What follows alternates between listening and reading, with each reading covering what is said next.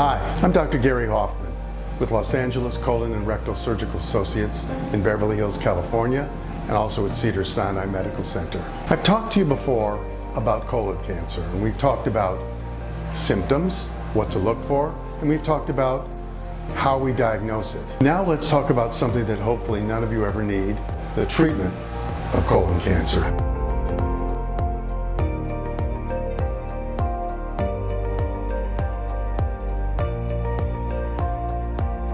Treatment is pretty straightforward. Cancer needs to be removed, but it's not an operation of just a tube that has a cancer in it. It's an operation to remove the lymph nodes as well. Lymph nodes are the way stations or the stopping stations where cancer, when it's trying to spread, has to pass through first, almost like a train going through a train station. We want to remove it before it gets to the lymph nodes, but in order to be sure that we've removed the entire cancer, we need to remove the lymph nodes as well. Once it's removed, 95% of the time, the patient can be reconnected, and it's as if nothing ever happened. The tube is back together and it's healthy. So how do we remove it?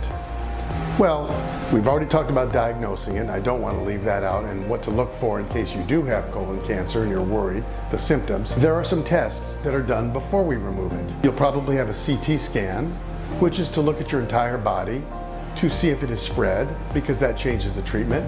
You'll have a blood test, often called a CEA, which is a marker for colon cancer, and when it's elevated and the cancer is removed, it usually drops to normal, and we can then follow it and look for recurrence to see if that CEA blood test goes back up, meaning there may be more tumor.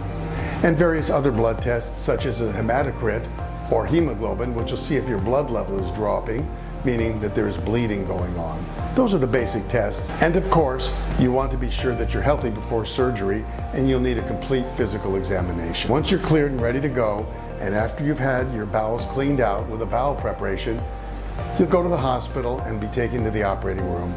You'll be sedated, you'll be surrounded by people that care about your welfare and care about you, and you'll be comfortable by that time because you'll be sedated knowing you're on your way to a healthful recovery. How do we actually take it out? There are three ways. Traditionally, I'd say in the early 80s, all the way up to the early 80s, surgery was the mainstay, where the surgeon would use a knife and open your abdomen, see what he or she needed to see, remove the specimen, and hook you back up.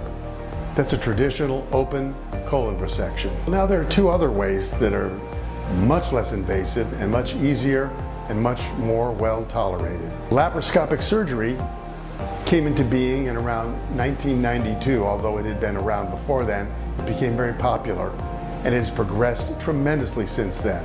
And all laparoscopic surgery is similar to a traditional operation, except with you asleep, several small incisions are made and little trocars are placed into your abdomen, which allow us then to place what we call ports. Through those ports, we can place instruments. We place a camera first.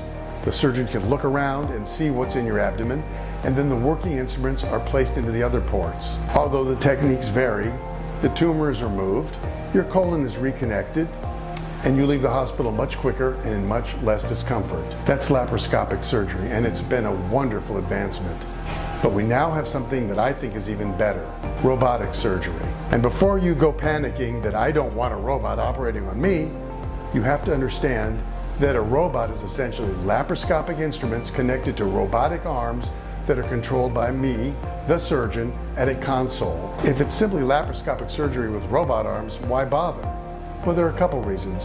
One, I can see much better when I'm looking at the visual field. I can get closer.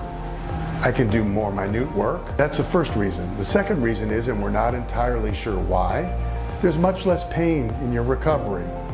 There are technical reasons why, but I think it is basically there's less movement by instruments around your abdomen and less pulling and tugging on your abdominal wall. The recovery is much quicker. The length of stay in the hospital is generally considered to be shorter, and the results are just the same as any other type of operation. Colon cancer is a curable disease, and we've come a long way in how we can cure it. Should you have lymph node involvement, or should the tumor be of a certain thickness, you may need chemotherapy.